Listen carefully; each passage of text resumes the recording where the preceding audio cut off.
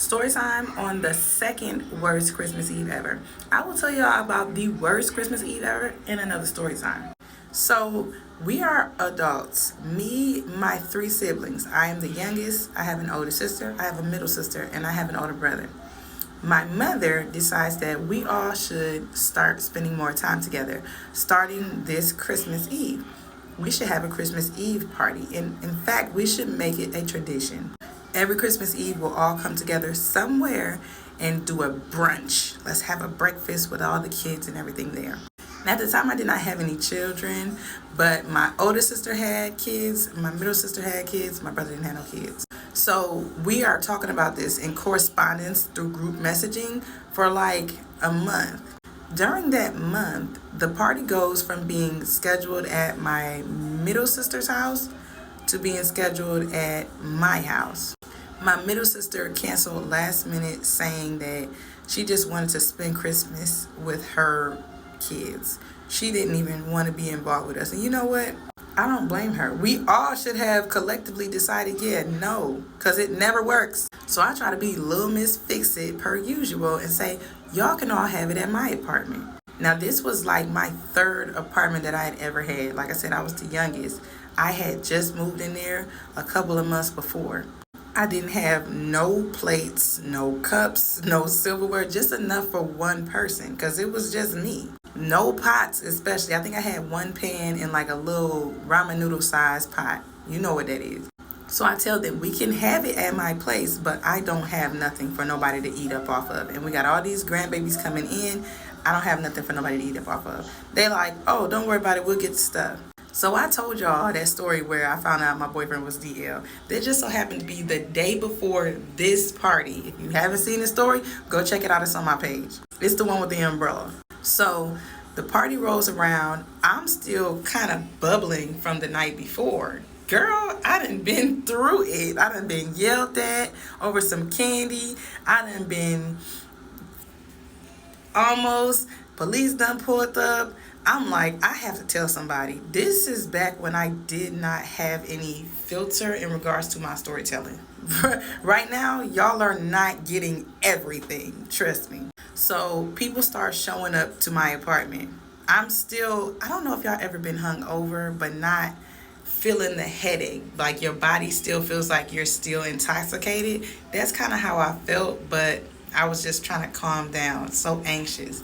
Let me not forget to tell y'all this. So while we were texting back and forth in group messaging over that month, my mother said that it is okay if we all get each other gifts, but it is also okay if we don't get each other gifts.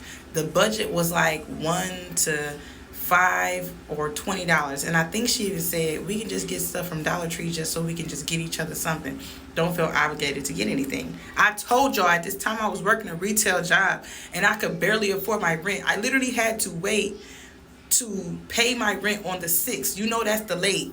So I was literally sewing together teddy bears for the grandkids. Bruh, there was so many kids and I had like a half of one done. I think it had a stomach, arms and legs, whatever. I'm like, I'll get it to them when I get it to them, even if it's in the summertime. I tell them, y'all, I ain't got no daggone money. That's why I tell them in the group message, I ain't got no money. My middle sister like, I don't really got nothing. My older sister like, I already bought everybody gifts. My mom said, don't feel obligated. She's like, it's cool, it's whatever. My brother didn't say nothing because he don't. So everybody gets into the house. The kids file in. My older sister brings in all these gifts that she done wrapped and everything. I'm like, dang, I feel bad because I ain't got nothing. She like, it's whatever. I had already bought them. It's okay. So at the time, I'm feeling obligated to entertain everybody. I'm trying to make people laugh. Like, I just want people to feel welcome in my home. I don't want them to feel uncomfortable. So I wanted to tell my brother specifically about the candy for reasons. And I pull him over to the side and I'm talking to him about everything that happened. And I asked him about the candy contents. And he's like, nah, he was on some BS. He said I should roll down on him. So I also tell him the part about right? If you haven't heard it, go check out My Boyfriend Was DL. It's the umbrella video. He like, what, man? He trying to find out, identify folks and everything like that. He like, that's messed up. That's crazy. You sure? I'm like, positive. So the whole time I noticed that my oldest sister, the one who came with the gifts, and she just so happens to have the most kids at the time, she looking at me crazy. Anytime I make a joke with somebody on the outside, like I'm talking to my middle sister making a joke, she's like, I'm like, I don't know what her problem is, but I'm ignoring her because I'm like, if you have a problem, say that you have a problem. So my middle sister is in the kitchen chefing it up. She's cooking like pounds of bacon at this time. I told y'all they brought all the food, but somebody had to go and get the paper plates. My oldest sister and I believe my brother left to go get the plates and cups. Regardless, just know my oldest sister went through that door. Now on her way out the door, I made a little joke. She's like, "You're weird." I'm like, "How?" She's like, "You just are." And she looked at my other sibling and tried to be like a ain't it type of situation. I pay it no mind. They leave out the door. They come back. She still got this strange ass energy. My older sister starts complaining about how her kids are hungry. So let me do the math for you. There was my older sister and her 3 kids at the time. So that's 4 already. There was me. There was my mother, her husband, my brother, my middle sister, her 2 kids at the time. That's almost nearly 12 people, and I might be missing somebody. So my middle sister is in the kitchen cooking all by herself, doing her thing. She's doing the best that she can. By the time they got there, like 9, by the time the food is done, it's almost 1:30. But just before the food gets done, my older sister starts complaining about her kids being hungry. My middle sister said, "You knew we had all these people coming in here. You knew we didn't have all these dishes and stuff like that. You knew we had to get the stuff. Why didn't you have your kids eat a little something or bring some snacks for them before you got here?" She like, "Because it's a brunch. It should be food here, but it's not." My middle sister's like, "I had my kids eat oatmeal just in case folks would be hungry. It just makes sense for you to have done that." My older sister like, "Well, I didn't, and my kids are hungry. I'm not about to have my kids be hungry. I think I'm about to leave." Now, so hold on. My mother claimed that my older sister had a bottle in her purse. I don't believe that she had a bottle in her purse because at the time she was pregnant. I think she was just fed up. But maybe not.